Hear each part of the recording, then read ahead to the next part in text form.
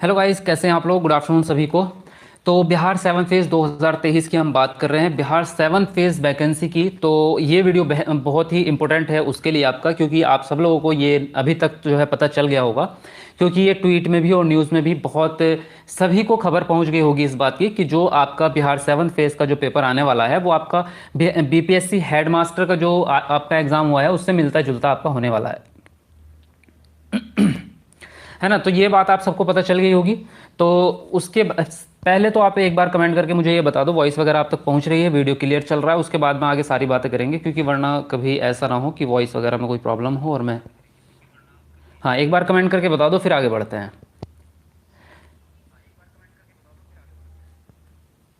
देखो, तो यहाँ पे बात करें तो ये खबर आप तक पहुंच गई होगी आप सभी लोगों तक कि जो बिहार सेवन फेज का जो एग्जाम होने वाला है वो आपका बीपीएससी हेडमास्टर का जो एग्जाम हुआ था उससे मिलता जुलता लगभग होने वाला है। और उन्होंने आगे ये भी लिखा था कि जो आप जो है, जो भी बच्चे या जो भी अभ्यर्थी इसकी तैयारी कर रहे हैं वो आपका जो है इसके प्रीवियस पेपर को देख के या इसके सिलेबस को देख के जो है तैयारी अपनी स्टार्ट कर सकते हैं।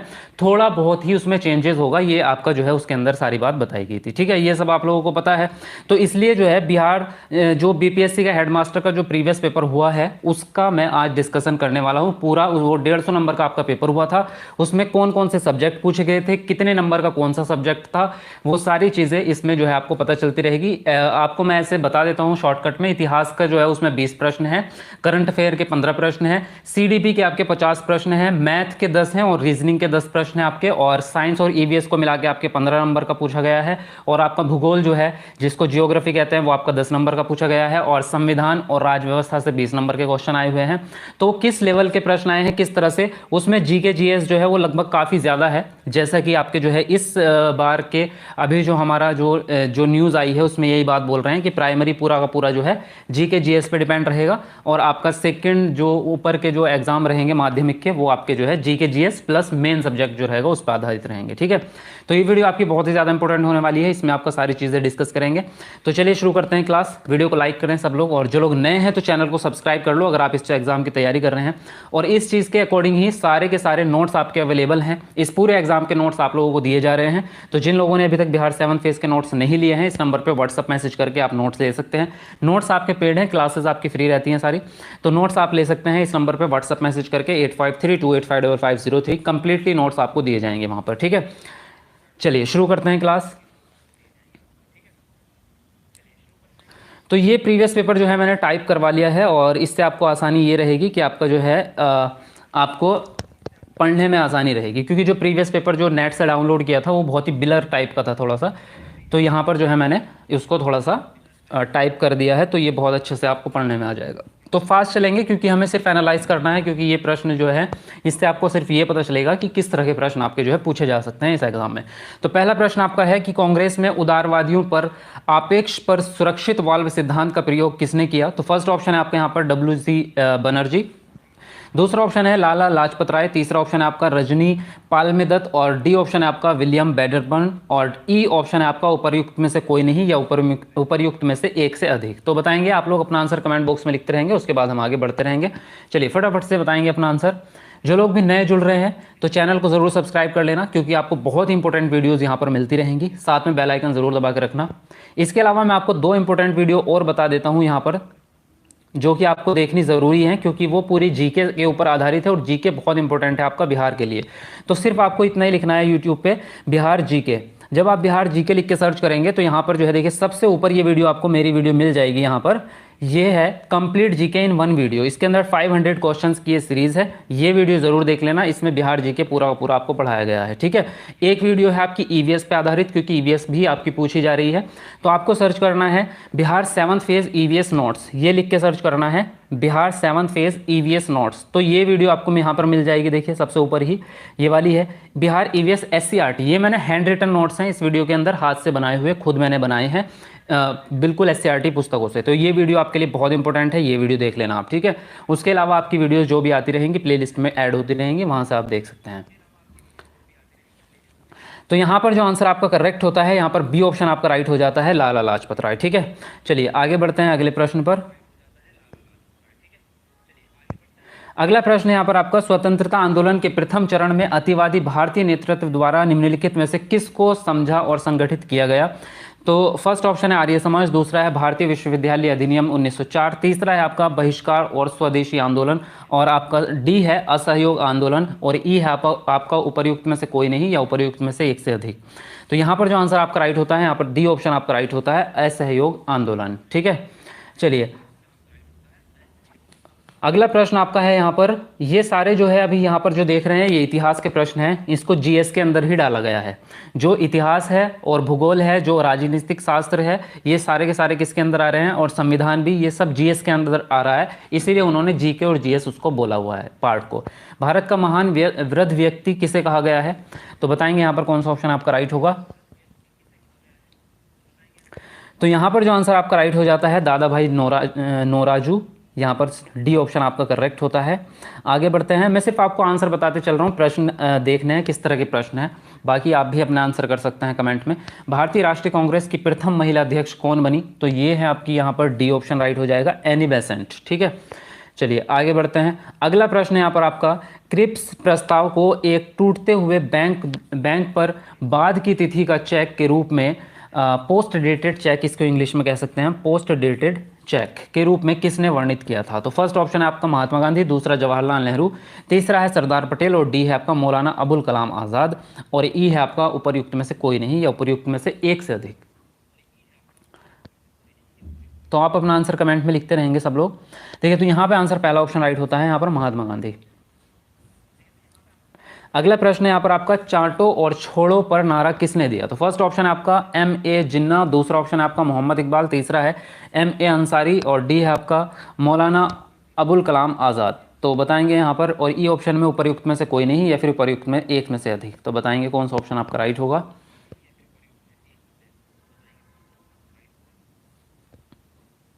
हाँ, तो यहाँ पे पहला ऑप्शन आपका राइट होता है M.A. जिन्ना।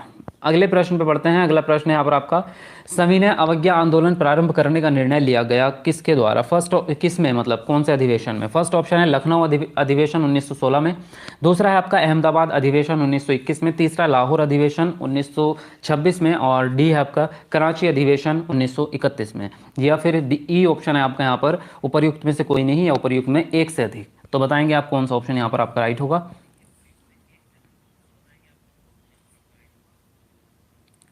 तो यहाँ पे आंसर राइट होता है आपका सी वाला ऑप्शन, लाहौर अधिवेशन। अगले प्रश्न पे बढ़ते हैं। अगला प्रश्न यहाँ पर आपका, भारत के विभाजन को प्रथम बार किसके द्वारा स्वीकार किया गया? पहला ऑप्शन आपका बेबल योजना, दूसरा है क्रिप्स मिशन, तीसरा है कैबिनेट मिशन, और डी है आपका माउंटबेटन योजना। बी ऑप्शन है उपर्युक्त में से कोई नहीं या उपर्युक्त में से एक से अधिक। तो बताएंगे कौन सा ऑप्शन आपका राइट होगा। तो आंसर राइट होता है डी ऑप्शन, माउंटबेटन योजना। ठीक है, चलिए अगला प्रश्न है यहाँ पर आपका, किस घटना के दौरान वंदे मातरम एक धार्मिक मंत्र बना? फर्स्ट ऑप्शन है बंगाल विभाजन, दूसरा है मुजफ्फरपुर बम घटना, सी है आपका चंपारण आंदोलन, डी है आपका होम रूल आंदोलन, और ई है आपका उपर्युक्त में से कोई नहीं या उपर्युक्त में से एक से अधिक। तो बताएंगे यहाँ पर आंसर।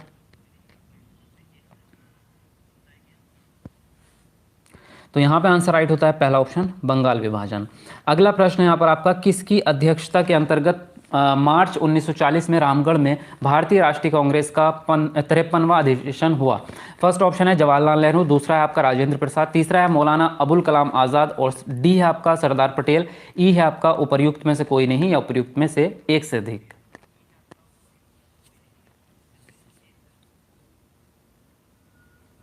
तो यहाँ आंसर राइट होगा आपका मौलाना अबुल कलाम आज़ाद, सी ऑप्शन आपका करेक्ट होगा।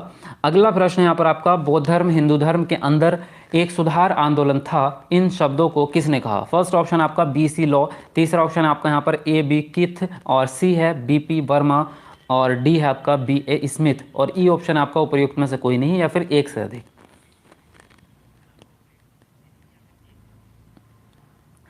तो यहाँ पे आंसर राइट होता है आपका स्मिथ वाला, डी ऑप्शन BA स्मिथ यहाँ पे आंसर राइट होगा आपका।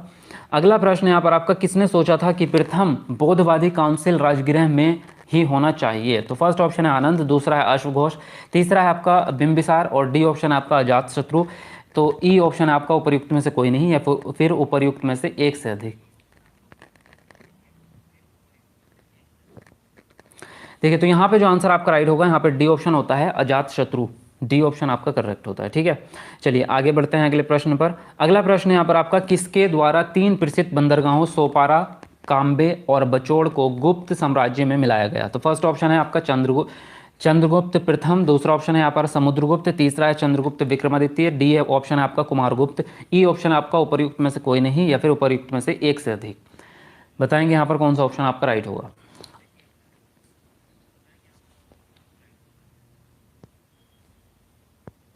हाँ, तो यहाँ पर आंसर जो राइट होता है आपका चंद्रगुप्त विक्रमादित्य, सी वाला ऑप्शन आपका यहाँ पर करेक्ट हो जाता है।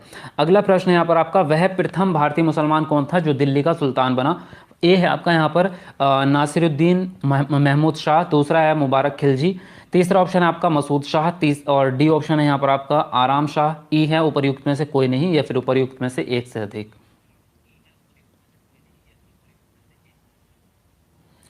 चलिए फटाफट आंसर करते रहेंगे, वीडियो लाइक भी करें भाई, जो लोग भी जुड़ रहे हैं तो वीडियो जरूर लाइक कर देना। देखिए यहाँ पे बात करें तो आंसर जो राइट होगा यहाँ पर ई होगा, उपर्युक्त में से कोई भी नहीं है, क्योंकि ये खुसरो शाह था जो आपका जिसकी बात कर रहे हैं, वो था आपका खुसरो शाह, दिल्ली का जो सुल्तान बना। तो यहाँ पर इसलिए कोई भी ऑप्शन नहीं है, तो ई वाला ऑप्शन आपका राइट हो जाएगा। अगला प्रश्न यहाँ पर आपका, महान मुगल सम्राटों में से जैसे बाबर से औरंगजेब तक 2 सम्राट राजपूत राजकुमारियों से पैदा हुए वे थे कौन कौन? फर्स्ट ऑप्शन है आपका यहाँ पर अकबर और औरंगजेब, बी ऑप्शन है आपका बाबर और शाहजहां, सी है जहांगीर और शाहजहां, और डी है आपका अकबर और जहांगीर, और आपका ई ऑप्शन है उपर्युक्त में से कोई नहीं या फिर एक से अधिक।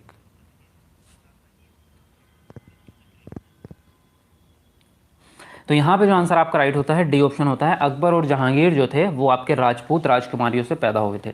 ठीक है, आगे बढ़ते हैं। अगला प्रश्न यहाँ पर आपका, निम्नलिखित में से किसके द्वारा किसानों को उनकी खेती की ज़मीन से अलग कर दिया गया? फर्स्ट ऑप्शन है वार्षिक बंदोबस्त, दूसरा है आपका महलवाड़ी बंदोबस्त, तीसरा है स्थायी बंदोबस्त, डी है आपका रैयतवाड़ी बंदोबस्त, और ई है आपका उपर्युक्त में से कोई नहीं या फिर एक से अधिक।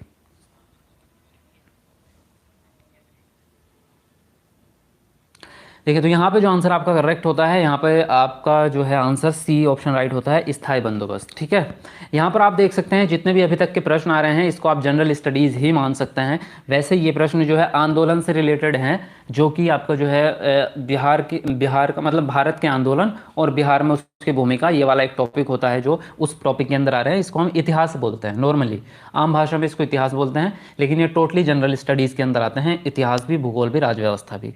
तो यहाँ पे जो आंसर आपका राइट होगा, 1893 में किसने ब्राह्मण विधवा किससे शादी की थी? तो यहाँ पर जो आंसर आपका राइट होगा वो होगा डी के कर्वे, डी ऑप्शन ही आपका यहाँ पर सही हो जाता है। अगले प्रश्न पे पढ़ते हैं। अगला प्रश्न है यहाँ पर आपका, किस अधिनियम ने इंग्लैंड में होने वाली वार्षिक परीक्षा के माध्यम से सिविल सेवकों की नियुक्ति को अनुमत किया? फर्स्ट ऑप्शन है 1833 का चार्टर अधिनियम, दूसरा है 1853 का चार्टर अधिनियम, तीसरा ऑप्शन है 1858 का भारत सरकार अधिनियम, डी ऑप्शन है 1861 का भारतीय काउंसिल अधिनियम, और ई ऑप्शन है उपर्युक्त में से कोई नहीं या फिर एक से अधिक। तो यहाँ पे जो आंसर आपका राइट होगा, यहाँ पर सेकंड ऑप्शन आपका राइट होता है, बी ऑप्शन 1853 का चार्टर अधिनियम। अगला प्रश्न यहाँ पर आपका, 1530 में दक्षिण बिहार का वास्तविक शासक कौन बना? फर्स्ट ऑप्शन है आपका बहार खां लोहानी, दूसरा ऑप्शन है जलाल खां, तीसरा ऑप्शन है शेर खां, और चौथा ऑप्शन है आपका नासिर खां लोहानी, और ई ऑप्शन है आपका उपर्युक्त में से कोई नहीं या फिर एक से अधिक। तो यहाँ पर जो आंसर आपका राइट होता है, पहला ही ऑप्शन आपका करेक्ट होता है, बहार खां लोहानी। ठीक है, चलिए आगे बढ़ते हैं। अगला प्रश्न यहाँ पर आपका, पंचायत की जागीर बिहार में एक भाग के रूप में निश्चित ही वर्णित है। फर्स्ट ऑप्शन है आपका जहांगीरनामा में, बी है आपका तारीख शेरशाही में, और सी है आपका क्या नाम था, पादम होगा ये, पादम शाहनामा में, और डी ऑप्शन है यहाँ पर आपका आईने अकबरी में, और ई ऑप्शन है यहाँ पर आपका उपर्युक्त में से कोई नहीं या उपर्युक्त में से एक से अधिक। तो बताएंगे यहाँ पर कौन सा ऑप्शन आपका राइट होगा। और नोट्स के लिए ये व्हाट्सअप नंबर है जो साइड में दिख रहा है, तो जो भी नए लोग हैं इस नंबर पर व्हाट्सअप मैसेज करके नोट्स ले सकते हैं, पेड नोट्स। ठीक है, तो यहाँ पे बात करें तो आंसर राइट होता है यहाँ पर आपका बी ऑप्शन, तारीख शेरशाही में है वर्णित। आगे बढ़ते हैं। अगला प्रश्न है यहाँ पर आपका, यहाँ से देखिए करंट अफेयर स्टार्ट हो जाती है आपकी। किस भारतीय फिल्म अभिनेता को 2021 FIAF पुरस्कार देने के लिए फिल्म ऑर्काइस की अंतर्राष्ट्रीय फेडरेशन द्वारा चुना गया था? तो फर्स्ट ऑप्शन है आपका आमिर खान, दूसरा आपका अक्षय कुमार, तीसरा है आपका रजनीकांत, डी है आपका अमिताभ बच्चन, और ई है आपका उपर्युक्त में से कोई नहीं या फिर एक से अधिक। तो यहाँ पे जो आंसर आपका करेक्ट होगा यहाँ पर डी ऑप्शन होगा, अमिताभ बच्चन को जो है चुना गया था। ठीक है, अगला प्रश्न यहाँ पर आपका विश्व स्वास्थ्य संगठन की 2025 पहल किस पर केंद्रित है? तो फर्स्ट ऑप्शन है आपका यहाँ पर पोलियो उन्मूलन, दूसरा है मलेरिया उन्मूलन, तीसरा है स्वच्छ पेयजल और डी है सामुदायिक स्वास्थ्य और ई है आपका उपर्युक्त में से कोई नहीं, यहाँ उपर्युक्त में से एक से अधिक।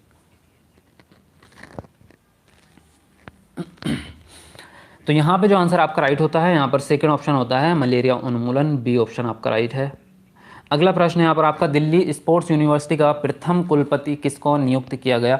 तो पहला है आपका मैरी कॉम, दूसरा है पीटी उषा, तीसरा है कर्णम मल्लेश्वरी, डी है गीता फागोट, ई है उपर्युक्त में से कोई नहीं।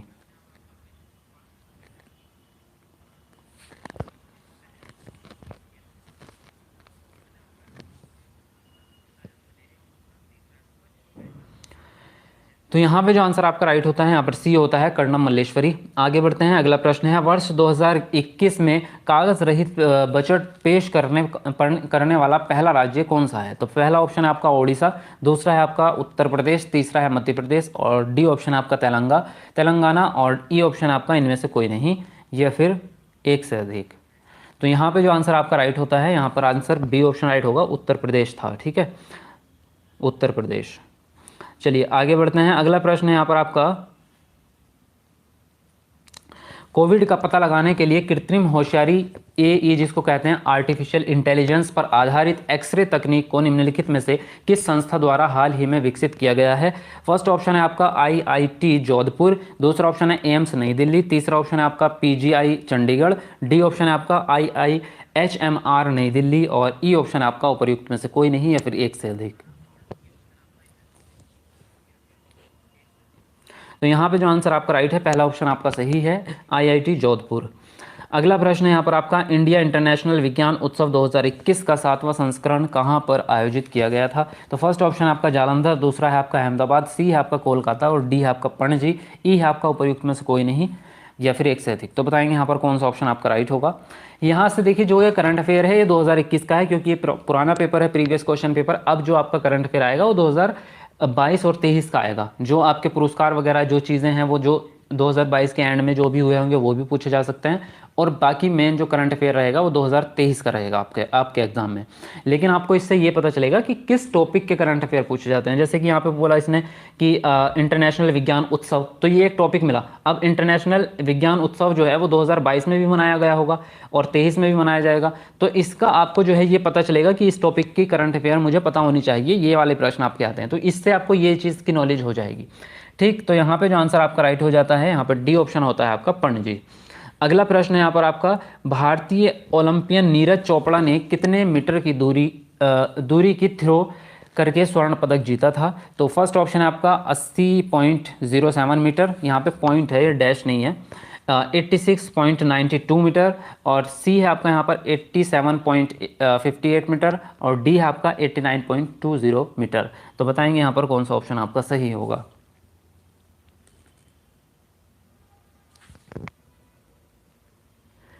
हाँ, तो देखिए यहाँ पे जो आंसर आपका करेक्ट होता है यहाँ पर सी ऑप्शन आपका राइट होता है, 87.58 यानी कि 58 मीटर जो है यहाँ पर है और ये कब हुआ था आपका 7 अगस्त को हुआ था। ठीक है,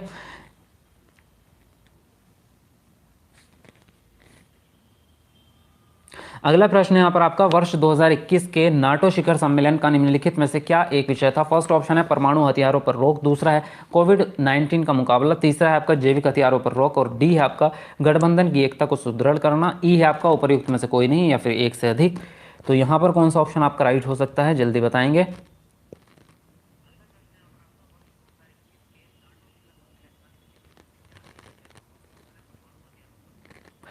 तो यहाँ पर जो आंसर आपका राइट होगा इसमें जो विषय थे वो कई सारे थे, मतलब ये सभी थे लगभग जो है, कोविड-19 भी था और आपका परमाणु हथियार भी था। तो इसमें से जो आंसर राइट होगा वो होगा एक से अधिक। तो यहाँ पर ई वाला ऑप्शन आपका राइट हो जाएगा।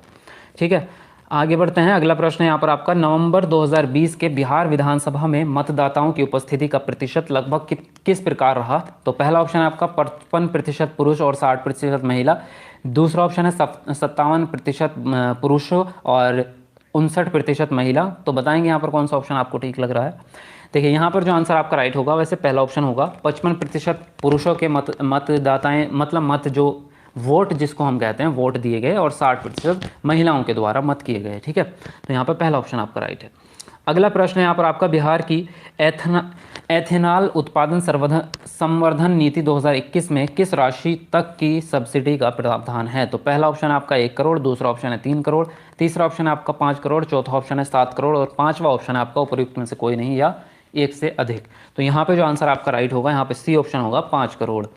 अगला प्रश्न है यहाँ पर आपका, बिहार में दिसंबर 2020 में उद्घाटन हुए नए कोइलवर पुल की लंबाई लगभग कितनी है? तो फर्स्ट ऑप्शन है 1200 मीटर, दूसरा है 1500 मीटर, तीसरा है 1800 मीटर, डी ऑप्शन है 900 मीटर और ई ऑप्शन है उपर्युक्त में से कोई नहीं या फिर एक से अधिक।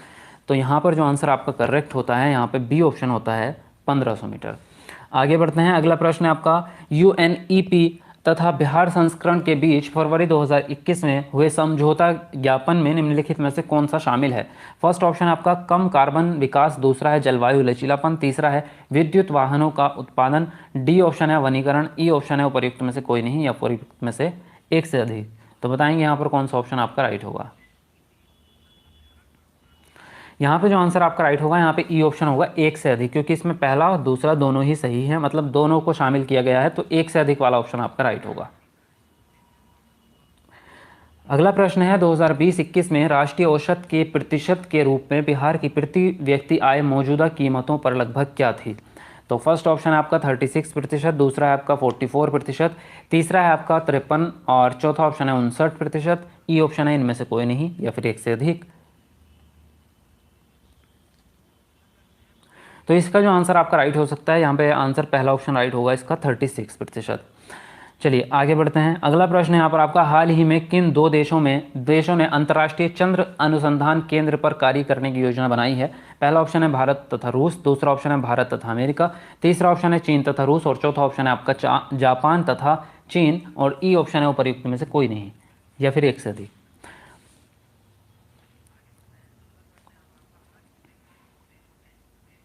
तो यहाँ जो आंसर आपका राइट होता है यहाँ पे सी ऑप्शन राइट है आपका, चीन तथा रूस। ठीक है, आगे बढ़ते हैं, अगला प्रश्न है यहाँ पर आपका, नवंबर 2020 में हुई G20 की आभासी बैठक की मेज़बानी किसके द्वारा की गई थी? पहला ऑप्शन है बाली, दूसरा है रियाद, तीसरा है हैम्बर्ग और डी ऑप्शन है रोम, ई ऑप्शन है आपका इनमें से कोई नहीं या फिर एक से अधिक।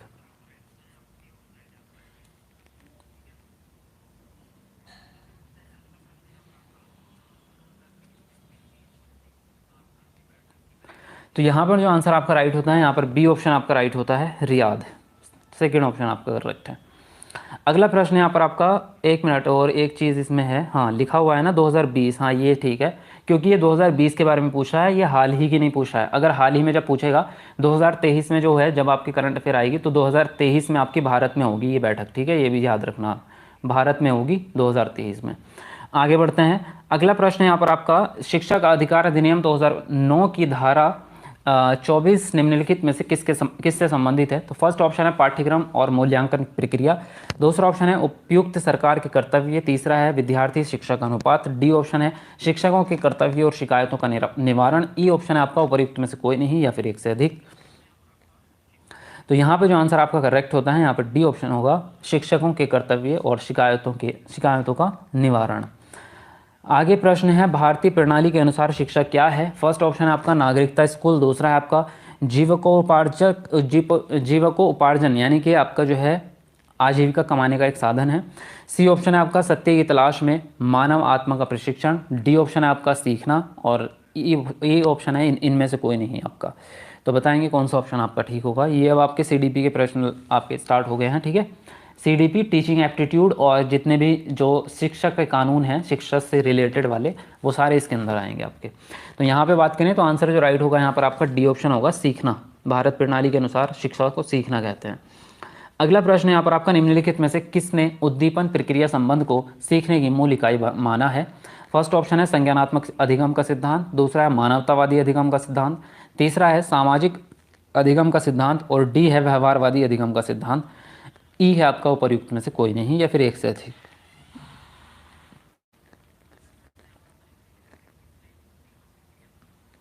सर टाइम कैसे 1 PM ले रहे हो? नहीं, ये क्लास जो है वो 7th फेज़ की है। 3 बजे का टाइम है वो CTET की क्लास का है।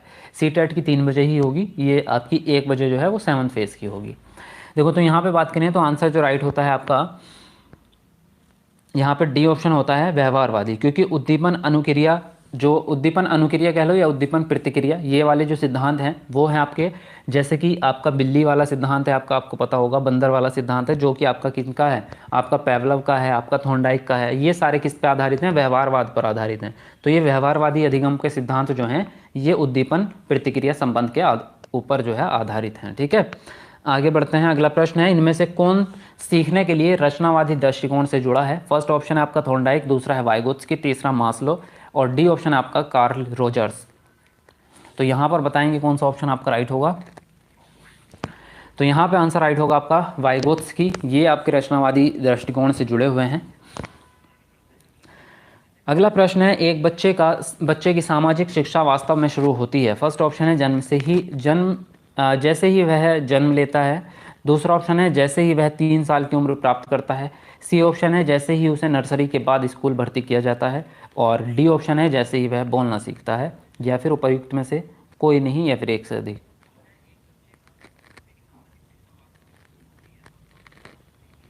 तो यहाँ पे जो आंसर आपका राइट होगा, पहला ही ऑप्शन आपका राइट है, जैसे ही वह जन्म लेता है तो सामाजिक विकास और सामाजिक शिक्षा उसकी स्टार्ट हो जाती है। सामाजिक विकास कब से स्टार्ट होता है ये प्रश्न भी बनता है, तो जन्म से ही स्टार्ट हो जाता है। ठीक है, वैसे अगर ऑल ओवर डेवलपमेंट के पूछेंगे कि विकास कब से स्टार्ट होता है, तो विकास जन्म से पहले ही स्टार्ट हो जाता है, गर्भावस्था से ही जन्म जो है विकास स्टार्ट हो जाता है। लेकिन सामाजिक विकास की बात करेंगे तो वो जन्म के बाद स्टार्ट होता है। अगला प्रश्न है यहाँ पर आपका, निम्नलिखित में से कौन सी सीखने की अवधारणा में सुधार के लिए एक रणनीति है? फर्स्ट ऑप्शन है अमूनेजिया और दूसरा है आपका विषय वस्तु का सार्थक संगठन, तीसरा है सक्रिय निषेध और डी है आपका पूर्वव्यापी निषेध, या फिर इनमें से कोई नहीं।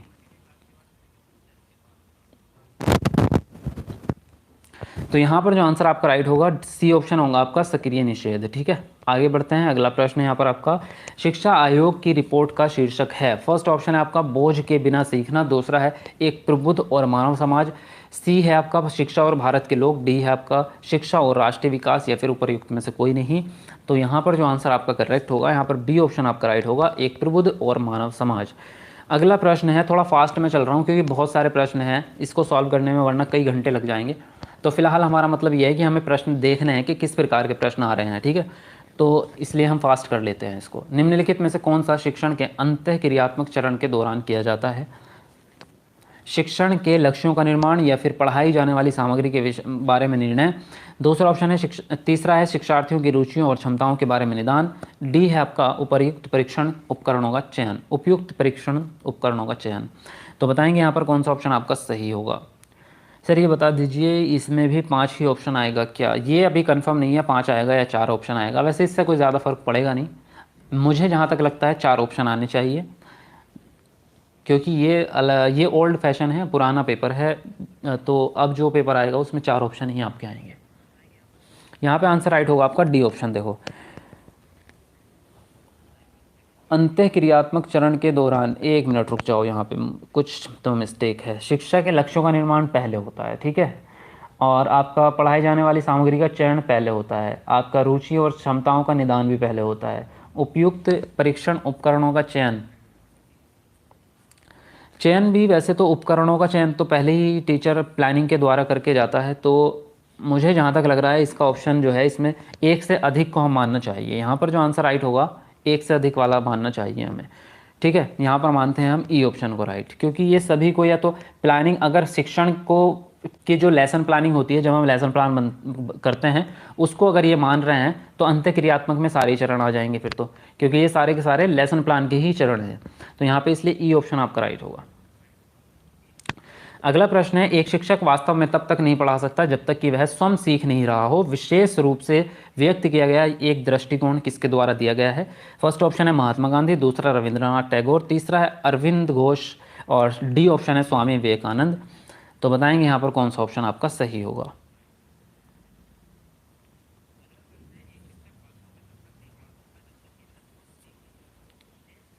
तो यहाँ पर जो आंसर आपका राइट होगा ई ऑप्शन होगा, उपर्युक्त में से कोई नहीं, क्योंकि ये जो कथन कहा गया है ये आपका डॉक्टर सर्वपल्ली राधाकृष्ण द्वारा किया गया है, जो कि प्रथम राष्ट्रपति भी थे, तो उनके द्वारा ये कथन कहा गया था। तो इनमें से कोई भी नहीं है। ठीक है, आगे बढ़ते हैं।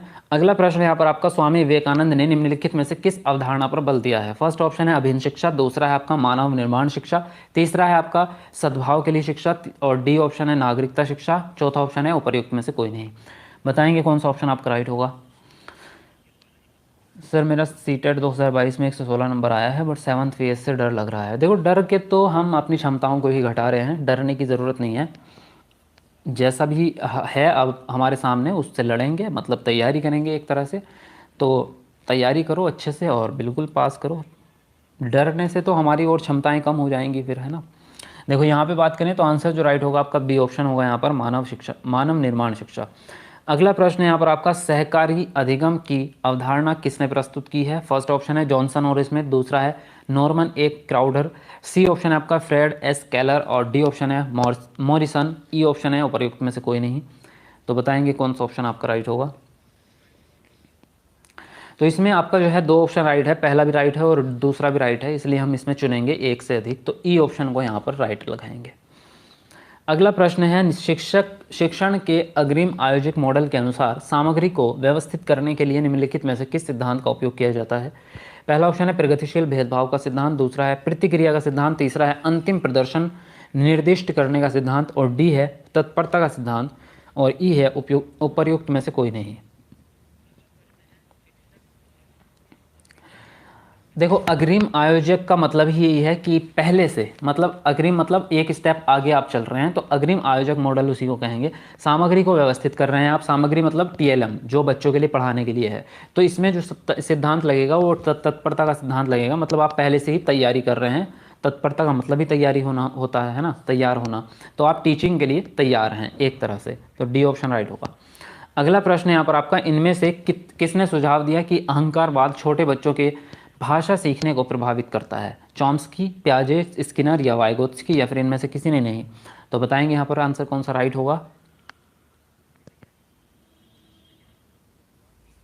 तो यहाँ पे आंसर राइट होगा आपका सेकंड ऑप्शन, प्याजे। अगला प्रश्न यहाँ पर आपका, बच्चा परम ब्रह्मांड का एक अभिन्न अंग है, यह दृष्टिकोण किसका है? यथार्थवाद का, दूसरा है व्यवहारवाद का, तीसरा है अस्तित्ववाद का, और चौथा ऑप्शन है आदर्शवाद का। ई ऑप्शन है उपर्युक्त में से कोई नहीं, या उपर्युक्त में से एक से अधिक। तो यहाँ पे जो आंसर आपका राइट होता है, यहाँ पर एक से अधिक ही है एक्चुअल में। यहाँ पर यथार्थवाद भी है, नहीं यथार्थवाद तो नहीं है यहाँ पर, एक तो हम इसको कह सकते हैं अस्तित्ववाद का, और इसको जो है आदर्शवाद भी मान सकते हैं। तो दोनों में जो है इसमें दोनों से मिलता जुलता है ये। तो अगर इसमें मेनली मैं अपने अकॉर्डिंग बात करूँ तो यहाँ पे जो, अगर इसकी बारीकी को समझें तो बच्चा परम ब्रह्मांड का एक अभिन्न अंग है, ये जो है एक्चुअल में आदर्शवाद से रिलेट करेगा, क्योंकि ये जो है शिक्षा के क्षेत्र में कहा गया है। बच्चा, अगर एक बच्चा जो है उसी से जो है आगे की दुनिया बनेगी या बनी है, शुरू में एक ही व्यक्ति पैदा हुआ होगा, तो इस तरह से हम इसको जो है आदर्शवाद से रिलेट कर सकते हैं। लेकिन अस्तित्ववादी लोग भी इस बात को मानेंगे ना, कि क्योंकि अस्तित्ववादी तो दुनिया कैसे बनी, कैसे दुनिया ख़त्म होगी, भगवान कौन है, कहाँ से इंसान का जन्म हुआ, ये लोग कौन बात करते हैं? ये अस्तित्ववाद वाले बात करते हैं। ये तो ये दोनों जो है, ये दोनों ही हम यहाँ पर राइट लगा सकते हैं, इसलिए यहाँ पर जो है ई ऑप्शन जाएगा आपका।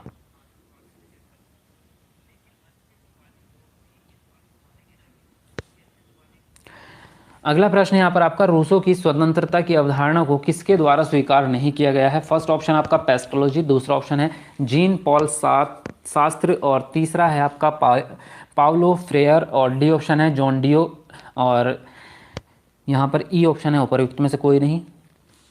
तो यहाँ पर जो आंसर आपका करेक्ट होगा, यहाँ पर डी ऑप्शन होगा आपका जॉन डिवी।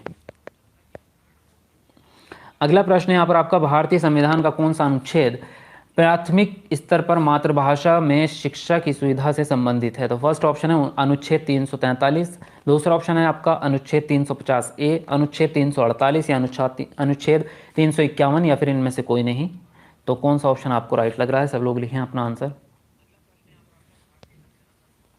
तो यहाँ पर जो आंसर आपका राइट होगा बी ऑप्शन होगा, अनुच्छेद 350 ए में ये बात बोली गई है। अगला प्रश्न है, पुस्तक द लाइफ डिवाइन किसके द्वारा लिखी गई है? रविंद्रनाथ टैगोर के द्वारा, या फिर स्वामी विवेकानंद, या फिर अरविंद घोष, या फिर महात्मा गांधी, या फिर इनमें से कोई नहीं।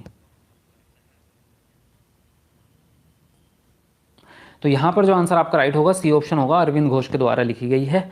आगे बढ़ते हैं, अगला प्रश्न है निम्नलिखित में से कौन सा पाठ योजना में एक केंद्रीय बिंदु है। फर्स्ट ऑप्शन है अध्यापक, दूसरा है शिक्षण उपकरण, सी है विद्यार्थी, डी है आपका शिक्षण विधि, या फिर इनमें से कोई नहीं, या फिर एक से अधिक। तो बताएंगे यहाँ पर कौन सा ऑप्शन आपका राइट होगा। हाँ जी, ओम प्रकाश जी, गुड आफ्टरनून। देखो यहाँ पे बात करें तो सी ऑप्शन होगा, क्योंकि केंद्र बिंदु जो है वो आपका विद्यार्थी ही होता है, पाठ्य योजना का भी और शिक्षा का भी।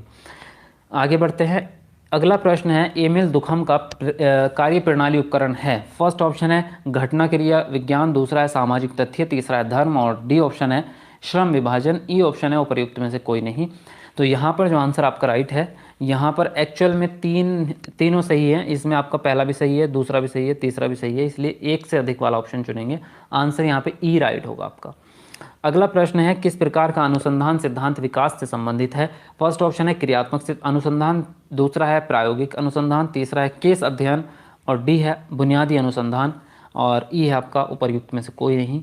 तो यहाँ पर कौन सा ऑप्शन आपका राइट होगा, सब लोग लिखेंगे अपना आंसर। क्लास कितने बजे से शुरू हुई है। क्लास आपका 1 बजे स्टार्ट किया था। यहाँ पे आंसर प्रायोगिक वाला राइट होगा, ये विकास से संबंधित है, प्रायोगिक अनुसंधान, ठीक है। नहीं, एक मिनट मिस्टेक हो गया। यहाँ पे जो आंसर आपका राइट होगा, यहाँ पे क्रियात्मक, जो बच्चा के बारे में करके सीखने वाला सिद्धांत होता है, क्रियात्मक वाला, पहला ऑप्शन आपका यहाँ पर सही होगा।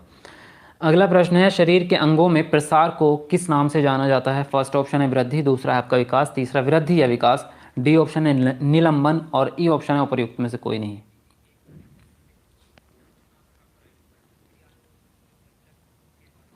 तो यहाँ पे जो आंसर आपका राइट होगा, यहाँ पर पहला ऑप्शन आपका राइट होगा वृद्धि, क्योंकि ये अंगों के प्रसार की बात कर रहे हैं। तो जो हमारी शारीरिक रूप से जो वृद्धि होती है, जो शारीरिक विकास होता है, उसको हम वृद्धि कहते हैं। जैसे हमारे वजन का बढ़ना या हमारी लंबाई का बढ़ना, हमारे शरीर की मांसपेशियों का बढ़ना, तो वो वृद्धि के अंदर आता है, ठीक है। तो यहाँ पर पहला ऑप्शन आपका सही होगा। अगला प्रश्न है संज्ञानात्मक प्रक्रिया के अध्ययन का क्षेत्र है। फर्स्ट ऑप्शन है आपका कार्यात्मक मनोविज्ञान, दूसरा है भावनात्मक मनोविज्ञान, तीसरा है आपका संज्ञानात्मक मनोविज्ञान, डी है संयुक्त मनोविज्ञान, और ई है आपका उपर्युक्त में से कोई नहीं।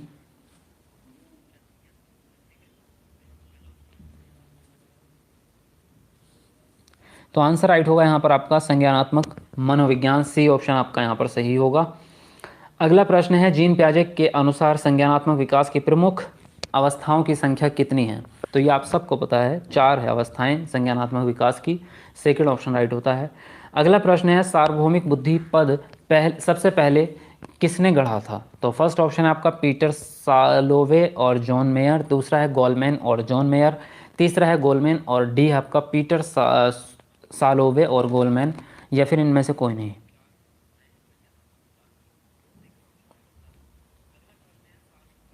यहाँ पे जो आंसर आपका राइट होगा सी ऑप्शन होगा गोलमैन। अगला प्रश्न है आपका सार्वभौमिक बुद्धि के मॉडल में कितनी सार्वभौमिक क्षमताएं शामिल हैं। 10, 20, 30, 40, या फिर उपर्युक्त में से कोई नहीं, या फिर एक से अधिक।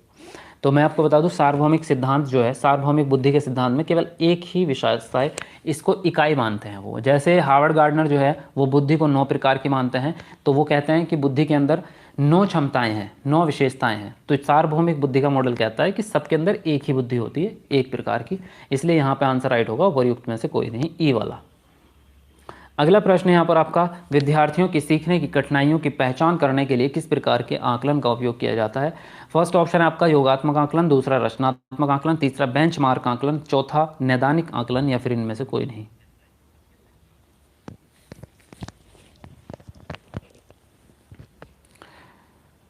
तो यहाँ पे जो आंसर आपका राइट होगा डी ऑप्शन होगा, निदानात्मक आकलन जो है वो कठिनाइयों की पहचान करने के लिए करते हैं। अगला प्रश्न यहाँ पर आपका किस प्रकार का बुद्धिमान व्यक्ति चित्रों, आकृतियों और आकारों का सटीक वर्णन कर सकता है। फर्स्ट ऑप्शन है आपका यूनिवर्सल, दूसरा है स्थानिक, तीसरा गणितीय, चौथा है तार्किक, ई ऑप्शन है आपका इनमें से कोई नहीं।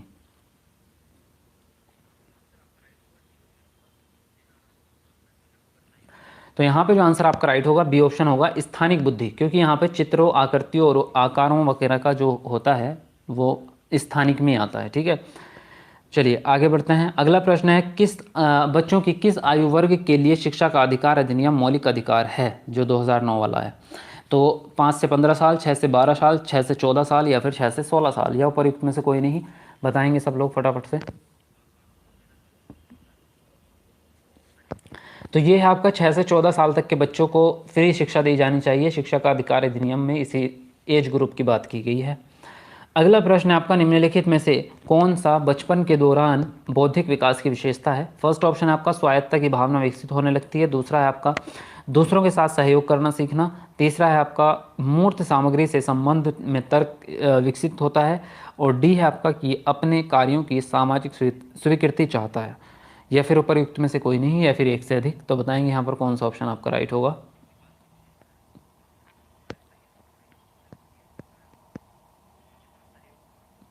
तो इसमें देखिए यहाँ पर जो अगर बात करें बचपन की जो अवस्था होती है वो 6 से 12 वर्ष तक की होती है, मतलब बचपन मतलब बाल्यावस्था। तो इसमें सबसे मेन जो आएगा वो तो आएगा सी वाला ऑप्शन। मूर्त सामग्री के रूप में तर्क विकसित करने लगता है बच्चा, सामाजिक स्वीकृति चाहता है, और दूसरों के साथ सहयोग जो होता है, तो सहयोग भी बाल्यावस्था में ही आता है, ये बात भी सही होगी। फिर तो स्वायत्तता की भावना तो आती है किशोरावस्था में, तो वो नहीं होगी आपकी इसमें। मतलब फिर भी हम दो चुन रहे हैं तो एक से अधिक वाला ऑप्शन ही राइट होगा आपका। यहाँ पर ई ऑप्शन आपका राइट होगा। अगला प्रश्न यहाँ पर आपका, कॉलबर्ग के अनुसार निम्नलिखित में से कौन सा नैतिक विकास का चरण नहीं है? पूर्व परंपरागत चरण, या फिर आपका फालिक चरण, या फिर परंपरागत चरण, या फिर डी ऑप्शन है आपका पश्च परंपरागत चरण। तो बताएंगे यहाँ पर कौन सा ऑप्शन आपका राइट होगा।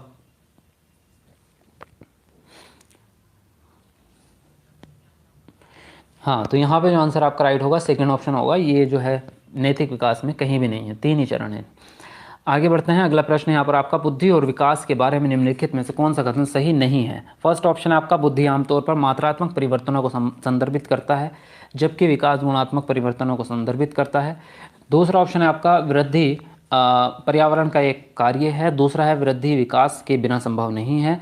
और डी है आपका कि वृद्धि जीव के आंतरिक और आनुवंशिक कारकों द्वारा निर्धारित होती है। तो बताएंगे यहाँ पर कौन सा ऑप्शन आपका सही होगा।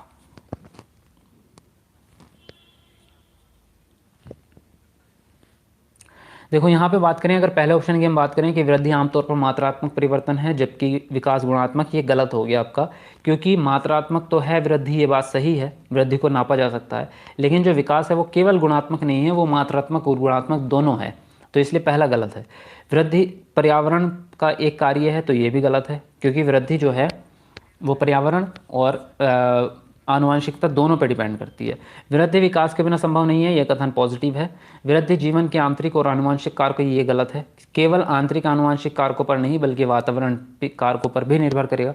तो इसमें 3 गलत हो गए आपके, तो इसमें से आएगा एक से अधिक। यहाँ पर ई ऑप्शन आपका राइट जाएगा। अगला प्रश्न है, पियाजे के अनुसार संरक्षण की संक्रिया संज्ञानात्मक विकास के निम्नलिखित में से किस चरण में उभरती है? तो पहला ऑप्शन है मूर्त संक्रियात्मक चरण, दूसरा है औपचारिक, तीसरा ऑप्शन है यहाँ पर आपका सेंसरी मोटर चरण पहली अवस्था, चौथा ऑप्शन है आपका पूर्व संक्रियात्मक अवस्था। तो बताएंगे यहाँ पर कौन सा ऑप्शन आपका राइट होगा।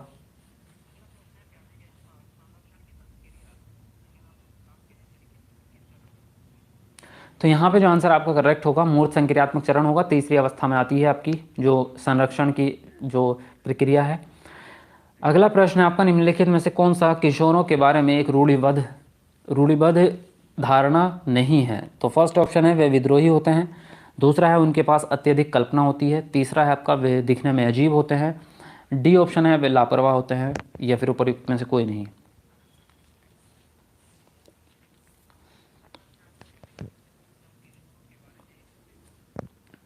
यहाँ आंसर राइट होगा आपका उनके पास अत्यधिक कल्पना होती है, क्योंकि ये सच है, ये आपकी कोई रूढ़िबद्ध धारणा नहीं है।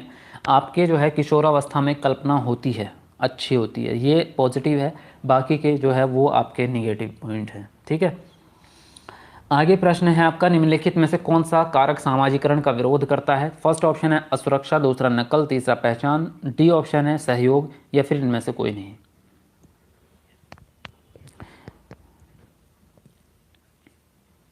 तो विरोध जो करेगा पहला ऑप्शन हम ले सकते हैं असुरक्षा, ये सामाजिकरण में अगर सामाजिकरण में विरोध कर सकता है, बाकी से सबसे सामाजिकरण होता है। बच्चा नकल भी करता है तो भी सामाजिकरण होता है, क्योंकि बड़ों की नकल करेगा तभी सीखेगा। पहचान भी करता है, सहयोग भी करता है। पहला ऑप्शन आपका राइट है यहाँ पर। अगला प्रश्न है, निम्नलिखित में से कौन सी अवस्था बच्चों का अपने समकक्ष समूहों में शामिल होना दर्शाती है? पहला ऑप्शन है आपका वयस्कता, दूसरा है बचपन, तीसरा किशोरावस्था, चौथा ऑप्शन है प्रारंभिक बचपन, या फिर इनमें से कोई नहीं। तो यहाँ जो आंसर आपका राइट होगा बचपन होगा, यानी कि बाल्यावस्था। और बाल्यावस्था को ही गिरोहावस्था कहते हैं। गिरोहावस्था में ही बच्चा जो है वो अपने समकक्ष समूहों में शामिल होगा। प्रारंभिक बचपन इसलिए नहीं कह सकते क्योंकि ये तो 3 से 6 वर्ष तक की अवस्था होती है, या 2 से 6 वर्ष तक की। तो यहाँ तो बच्चा स्कूल में गया ही नहीं है अभी तक, 6 साल के बाद बच्चा प्राथमिक स्कूल में जाता है, तो समकक्ष कहाँ से आ गए, है ना। तो सेकेंड ऑप्शन राइट होगा। अगला प्रश्न है, स्मृति स्तर और बोध स्तर के शिक्षण मॉडल के सिंटैक्स में कौन सा चरण प्रमुख है? फर्स्ट ऑप्शन है योजना, दूसरा है आपका अन्वेषण, तीसरा है सामान्यीकरण, और डी ऑप्शन है आपका प्रस्तुतिकरण।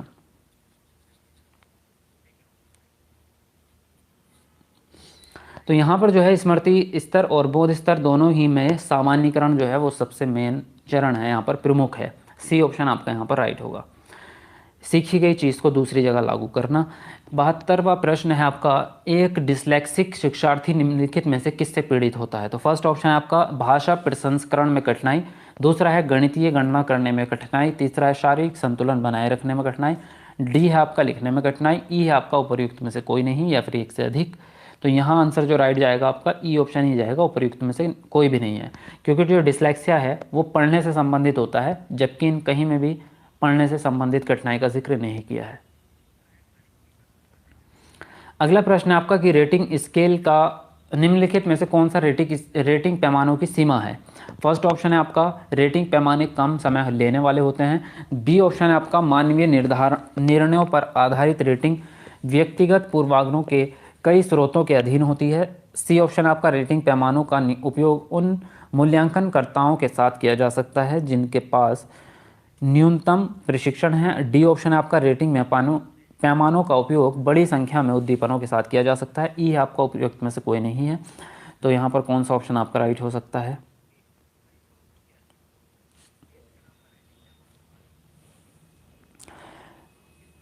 तो यहाँ जो आंसर आपका राइट होगा, यहाँ पर आंसर राइट होगा आपका कि पहली चीज़ तो सीमा की बात कर रहे हैं, तो यहाँ पे बात करें तो मेरे हिसाब से 2 ऑप्शन राइट हो सकते हैं, क्योंकि पैमाना कम समय लेते हैं, ये तो पॉजिटिव चीज़ हो गई। दूसरी बात करें मानवीय निर्णयों पर आधारित जो रेटिंग स्केल होंगे वो पूर्वाग्रहों पर आधारित होंगे ही होंगे, क्योंकि वहाँ पर क्या है, अगर मानवीय निर्णय खुद लेंगे मानव, तो वहाँ पर जो है उनके जो सोच होगी पुरानी वो उसमें कहीं ना कहीं आ जाएगी, तो ये निगेटिव पॉइंट हो सकता है एक। दूसरा, न्यूनतम प्रशिक्षण अगर है किसी व्यक्ति का तो वो मूल्यांकन करता नहीं बन सकता ढंग से, तो ये भी निगेटिव है आपका। तो 2 हो गए, इसका मतलब ऑप्शन आपका ई राइट होना चाहिए यहाँ पर, है ना, एक से अधिक वाला। चलिए आगे बढ़ते हैं अगले प्रश्न पर। निम्नलिखित में से कौन सा प्रावधान धीमे शिक्षार्थियों को शिक्षित करने के लिए सबसे उपयुक्त है? तो फर्स्ट है त्वरण, दूसरा है समृद्ध करना, तीसरा प्रतियोगिता, और डी है आपका उपचारात्मक शिक्षण, ई है आपका उपर्युक्त में से कोई नहीं या उपर्युक्त में से एक से अधिक। तो बताएंगे यहाँ पर कौन सा ऑप्शन आपका राइट होगा।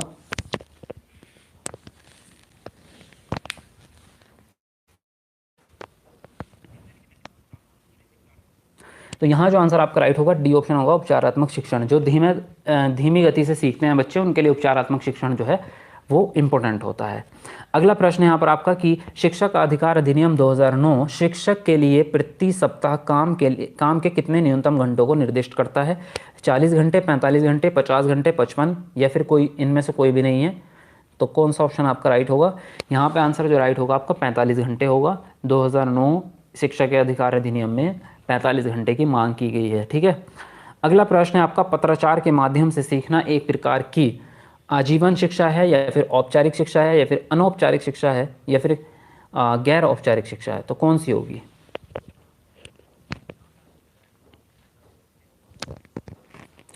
तो यहाँ पर जो आंसर आपका राइट होगा, यहाँ पर डी ऑप्शन होगा आपका राइट, क्योंकि जो आपका पत्राचार है या मीडिया है जो, उसमें क्या है कि वो नॉन फॉर्मल के अंदर आएगा, क्योंकि वो तो ना तो फॉर्मल है कि वहाँ पे जो है क्लासरूम की तरह कोई पढ़ा रहा है आपको, टीचर पढ़ा रहा है, तो ऐसा तो है नहीं, और वो अनौपचारिक भी नहीं है कि उसको आप अपने आप से अर्जित कर रहे हैं, क्योंकि उसमें भी आपको कहीं ना कहीं सचेतन मन के साथ में पढ़ना पड़ रहा है। अगर आप कोई वीडियो भी देख रहे हैं मोबाइल में, तो वो भी जैसे आपको जो है उसमें भी थोड़ा सा सचेत रहना पड़ता है, तो इसलिए वो अनौपचारिक भी नहीं हो सकती, इनफॉर्मल भी नहीं हो सकती, तो वो बीच का जो होता है दोनों के बीच का नॉन फॉर्मल, उसके अंदर वो आएगा।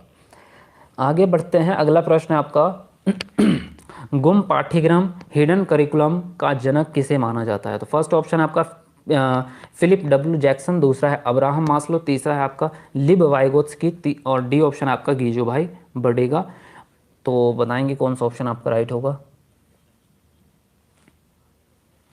यहाँ पे आंसर जो राइट होगा आपका पहला ऑप्शन ही बिल्कुल सही है, फिलिप डब्ल्यू जैक्सन। अगला प्रश्न है यहाँ पर आपका, भारत में 10+2+3 शिक्षा के पैटर्न की सिफारिश निम्नलिखित में से किसके द्वारा की गई थी।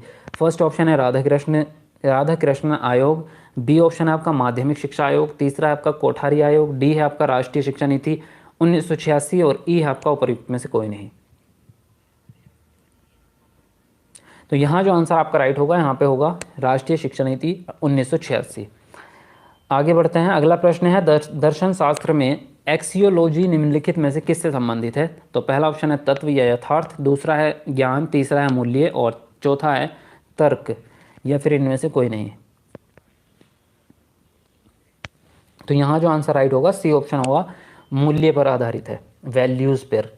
अगला प्रश्न है यहाँ पर आपका, नकारात्मक शिक्षा की अवधारणा दर्शन शास्त्र के निम्न में से किस स्कूल से संबंधित है। फर्स्ट ऑप्शन है यहाँ पर आपका व्यवहारवाद, दूसरा है आदर्शवाद, तीसरा मानवतावाद, डी है प्रकृतिवाद। तो बताएंगे यहाँ पर कौन सा ऑप्शन आपका राइट होगा।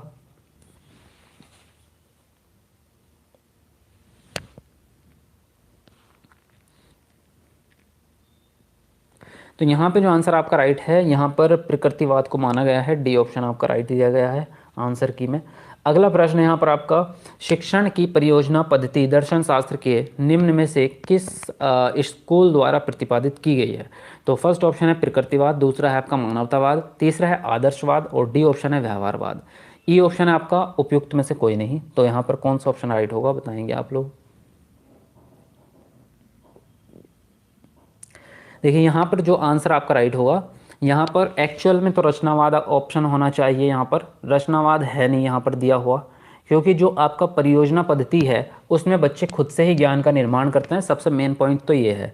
और जो इसके जो जनक हैं जिन्होंने परियोजना पद्धति का निर्माण किया था वो हैं विलियम हार्ड किलपैट्रिक। तो वो जो हैं उन्होंने परियोजना पद्धति का जन्म दिया था। तो परियोजना पद्धति जो है वो रचनावाद पर आधारित है और ही रचनावाद जो है वो व्यवहारवाद से निकला है, मतलब व्यवहारवाद की ही के द्वारा ही रचनावाद का जन्म हुआ है, ऐसा हम कह सकते हैं। तो यहाँ पर आंसर या तो फिर कोई भी नहीं मानो, या फिर अगर मानना है तो डी ऑप्शन मानो, व्यवहारवाद मान सकते हैं। ठीक है, अगला प्रश्न है यहाँ पर आपका, द्वंद्वात्मक भौतिकवाद की अवधारणा किस दार्शनिक विचारधारा से संबंधित है। फर्स्ट ऑप्शन है आपका आदर्शवाद, दूसरा है मार्क्सवाद, तीसरा है मानवतावाद और चौथा है प्रकृतिवाद, या फिर उपर्युक्त में से कोई नहीं। क्लास की टाइमिंग आपकी, अंजलि जी क्लास की टाइमिंग अभी मैंने 1 बजे की रखी है आपकी, इसकी 7th फेज़ की, और 3 बजे आपकी सीटेट की है। बाकी जो बढ़ेंगी टाइमिंग वो आपको बता दी जाएगी। यहाँ पर जो आंसर आपका राइट होगा यहाँ पर बी ऑप्शन आपका राइट होगा, मार्क्सवाद। अगला प्रश्न है आपका, किसने कहा कि केवल बच्चे को बहुत सारी जानकारी देना, उसे परीक्षा उत्तीर्ण कराना शिक्षा का सबसे बुद्धिहीन रूप है। फर्स्ट ऑप्शन है आपका रविंद्रनाथ टैगोर, दूसरा है आपका जिद कृष्ण मूर्ति और सी है महात्मा गांधी, डी है अरविंद घोष, ई है आपका उपर्युक्त में से कोई नहीं। तो यहाँ पे जो आंसर आपका राइट होगा यहाँ पर सी ऑप्शन आपका राइट होगा, महात्मा गांधी। 84 है आपका, भारतीय संविधान का कौन सा अनुच्छेद किसी भी व्यक्ति को कानून के समक्ष समानता और कानून के समान सुरक्षा प्रदान करता है। तो फर्स्ट ऑप्शन है अनुच्छेद 46, दूसरा है अनुच्छेद 14, तीसरा है आपका अनुच्छेद 343 और चौथा ऑप्शन है अनुच्छेद 19 और पांचवा ऑप्शन है इनमें से कोई नहीं या फिर एक से अधिक। तो यहाँ जो आंसर आपका राइट होगा यहाँ पर सेकंड ऑप्शन होगा अनुच्छेद 14। ठीक है, अगला प्रश्न है यहाँ पर आपका कि खाली स्थान दिया है, शिक्षा जीवनोन्मुखी है। तो कौन सी शिक्षा जीवनोन्मुखी का मतलब तो जीवन को आगे की तरफ बढ़ाने वाली, मतलब जीवन में विकास करने वाली। औपचारिक शिक्षा, गैर औपचारिक या फिर अनौपचारिक या फिर रचनात्मक। तो इसमें मेरे हिसाब से जो आंसर राइट होना चाहिए ई ऑप्शन होगा, एक से अधिक, क्योंकि इसमें जो है आपका रचनात्मक शिक्षा भी ऐसी होती है जो जीवनोन्मुखी होती है, अनौपचारिक शिक्षा भी जो आपकी बिना टीचर के घर पे या समाज में बच्चा लेता है वो भी आपकी हो जाएगी। तो इसमें तो मेरे ख्याल से सभी आ जाएंगे, सभी प्रकार की जो शिक्षाएं हैं इसमें, क्योंकि एक भी नेगेटिव नहीं है, सारी पॉजिटिव हैं। तो यहाँ पे आंसर जो राइट होगा आपका 1 से अधिक वाला ही राइट होगा। अब इसके बाद जो है यहाँ से मैथ के न्यूमेरिकल स्टार्ट हो रहे हैं। तो मैथ तो मैं यहाँ पे भी आपको सॉल्व करवा के दिखाऊंगा नहीं, लेकिन आप ये देख सकते हैं कि किस तरह के प्रश्न पूछे जा रहे हैं। तो 35 छात्रों की एक कक्षा है, 24 को क्रिकेट खेलना पसंद है और 16 को फुटबॉल खेलना पसंद है। साथ ही प्रत्येक छात्र दो में से कम एक खेल खेलना पसंद करता है। तो कितने छात्र क्रिकेट और फुटबॉल दोनों खेलना पसंद करेंगे। तो इस तरह के जो प्रश्न हैं ये बेसिक कैलकुलेशन पे बेस्ड हैं, ये बहुत बड़े फॉर्मूलाज पे डिपेंड नहीं करते। इसी प्रकार से आगे अगर आप देखेंगे कि शहर 4 में बी के लिए 2 बस टिकट और शहर 4 में सी के लिए 3 टिकट, मतलब इसमें भी कैलकुलेशन बेस्ड है जहाँ तक मुझे दिख रहा है। तो यहाँ पर मैं आपको सिर्फ प्रश्न दिखा रहा हूँ किस तरह के हैं।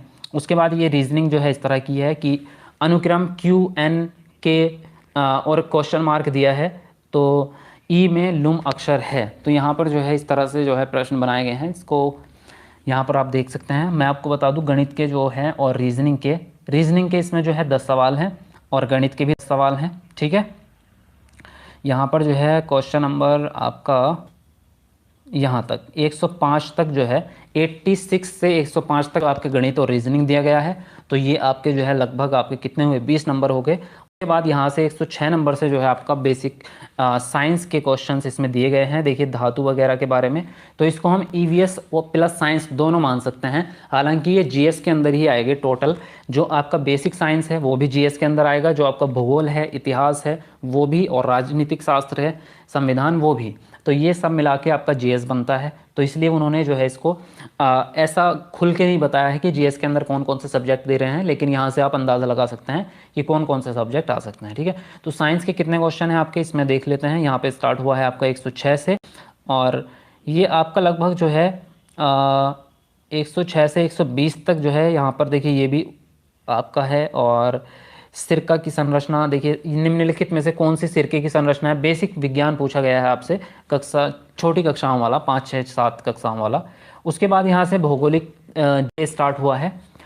जो लास्ट में है वो आपका क्या है, संविधान के बारे में प्रश्न पूछे गए हैं, और बिहार जीके के बारे में, और बिहार की राजव्यवस्था के बारे में, भारत की राजव्यवस्था के बारे में मेन बात ये है।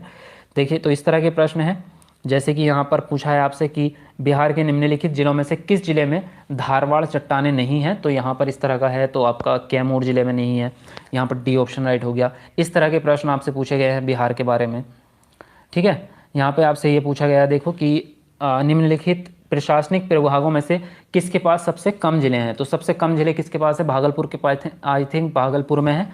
भागलपुर में 2 ही जिले हैं केवल, ये इस हिसाब से प्रशासनिक प्रभागों में, ठीक है। उसके अलावा इस तरह के प्रश्न पूछे गए हैं आपसे। तो एंड तक तो यही चला है आपका 130 तक तो हमारे वो थे साइंस के, और 130 के बाद में सारे के सारे ये जो है जीके और आपका संविधान ही पूछा गया है। ये भी सारा सर्वेक्षण वाला संविधान है। जनगणना 2011 के अनुसार बिहार का लिंगानुपात कितना था, 916 था। ये भी आपका हो गया इस तरह से। तो ये सारे के सारे 15वें वित्त आयोग के अध्यक्ष कौन थे, देखो ये संविधान से रिलेटेड प्रश्न है आपका। मानव विकास सूचकांक क्या, तो ये यहाँ पर जो है कुल मिला के जो है इस तरह से पूछे गए हैं। अब यहाँ पे मैं आपको बता दूँ किस किस तरह से प्रश्न पूछे गए हैं आपके। तो टोटली लास्ट में मैं आपको एक पूरा बता देता हूँ। जो आपका इतिहास है, हिस्ट्री, ठीक है, हिस्ट्री जो है आपका 20 मार्क्स का है। उसके अलावा जो करंट अफेयर है आपका, करंट अफेयर आपका 15 नंबर का पूछा गया है। और आपका सीडीपी जो पूछा गया है यहाँ पर आपका वो है 50 नंबर का, क्योंकि सीडीपी में बहुत सारी चीज़ें पूछी गई हैं। सीडीपी में केवल सीडीपी नहीं है, सीडीपी में उनके नियम कानून भी है। जितने भी हमारे शिक्षा से रिलेटेड कानून बने हुए हैं वो सारे के सारे पॉलिसीज़ हैं। और जो आदर्शवाद वगैरह जो वाद होते हैं, यानी कि जिसको हम कहेंगे दर्शन शास्त्र, फिलोसफी जिसको कहते हैं, फिलोसफी भी इसमें पूछी गई है आपकी सीडीपी में। तो इसलिए इसको काफ़ी बड़ा किया गया है। उसके साथ में आपका मैथ प्लस रीजनिंग जो है, मैथ और रीजनिंग मिला के जो है आपके कितने नंबर हैं, आपके हैं 20 नंबर का पूछा गया है। और आपका जो है साइंस और ईवीएस मिला के अगर मैं बात करूँ, साइंस प्लस ईवीएस मिला के आपसे पूछे गए हैं 15 नंबर पूछे गए हैं। और भूगोल को जियोग्राफी कहते हैं, तो जियोग्राफी के आपके कितने हैं, आपके 10 नंबर पूछे गए हैं इसमें। और आपके जो संविधान है या सिविक्स, मैं इसको लिख रहा हूँ यहाँ पर सिविक्स लिख देता हूँ तो सिविक्स से आपके 20 नंबर पूछे गए हैं। तो इस तरह से जो है 150 नंबर का प्रश्न पूछा गया है। यहाँ पर आप अगर देखें 20, 15 और 50 और 20, 15 ये टोटल मिलाकर 150 हो गए आपके, इस तरह से जो पूछा गया है। तो इसमें अगर देखें हम तो आपका हिस्ट्री और आपका ज्योग्राफी, आपका सिविक्स और आपका साइंस और ईवीएस और करंट अफेयर भी इसमें ले सकते हैं जीएस में, और अलग रखना चाहो तो अलग रख लो।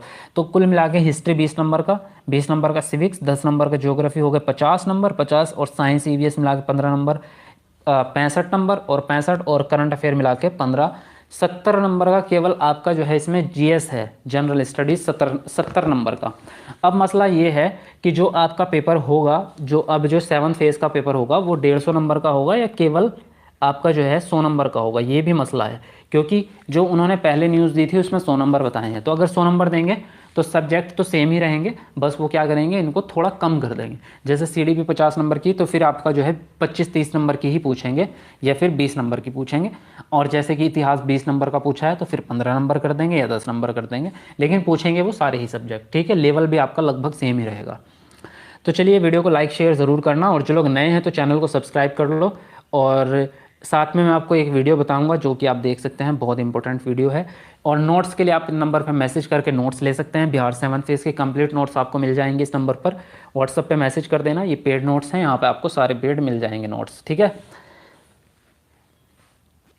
जो आपकी इंपॉर्टेंट वीडियो में बता रहा था, तो जीके की वीडियो देख लेना आप लोग, जीके की बहुत इंपॉर्टेंट है। बस आप बिहार जीके लिख के सर्च कर लेना यूट्यूब पे, सबसे ऊपर ही वीडियो मिल जाएगी आपको। ये वाली वीडियो है कंप्लीट बिहार जीके इन 1 वीडियो, 500 क्वेश्चन इसमें कराए हैं। ये वीडियो सब लोग देख लेना, बहुत हेल्प मिलेगी आपको। इससे आपका काफ़ी सारे क्वेश्चन आपके जो है इसी में से आएंगे, ठीक है। बाकी ईवीएस के एससीईआरटी के नोट्स कुछ तो मैंने बना दिए थे, कुछ आपके बना रहा हूँ। तो आप जो है यहाँ पे सर्च कर लेना Bihar 7th phase, Bihar 7th phase EVS NCERT या ईवीएस नोट्स। तो ये एससीईआरटी के नोट्स आपको मिल जाएंगे। ये वीडियो पहली वीडियो है, यहाँ पर देख सकते हैं। तो ये वाली वीडियो आप देख लेना, बाकी जो और बनाऊंगा मैं उसको आपको प्रोवाइड करा दूंगा, ठीक है। किसी का कोई डाउट है तो पूछ सकते हैं, बाकी यही था आज की क्लास में। तो 1 to 5 के लिए है, हाँ ये लगभग जो है आपका 1 to 5 के लिए तो पूरा का पूरा ऐसा रहेगा, और जूनियर का भी लगभग सेम रहेगा। उसके ऊपर के जो क्लासेस हैं उनके लिए सब्जेक्ट वाइज है भर्ती, तो उसमें 2 पार्ट में बांटा जाएगा। तो एक पार्ट में तो यही सब्जेक्ट रहेंगे जो जनरल स्टडीज़ के सब्जेक्ट हैं, और प्लस में उनका मेन सब्जेक्ट रहेगा जिस सब्जेक्ट के वो टीचर बनना चाहते हैं। तो इसको 2 पार्ट में बांट के जो है इस तरह से दिया जाएगा, डिवाइड करके, ठीक है। जैसे कि मान लीजिए अगर 100 नंबर का पेपर हुआ तो फिर तो 50 नंबर तो उनके जनरल स्टडीज़ के होंगे जो कि ये सब्जेक्ट है कॉमन वाले, और 50 नंबर का उनका एक सब्जेक्ट होगा। जैसे कि वो मैथ का टीचर बनना चाहते हैं तो 50 नंबर का मैथ ही आएगा उनका, या वो अगर हिस्ट्री का बनना चाहते हैं टीचर तो 50 नंबर की हिस्ट्री ही आएगी उनकी। तो इस तरह से 2 पार्ट में उसको डिवाइड किया जाएगा, ठीक है। प्राइमरी के कॉमन सब्जेक्ट रहेंगे।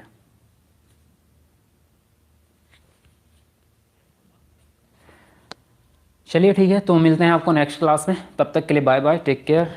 वीडियो लाइक कर देना सब लोग।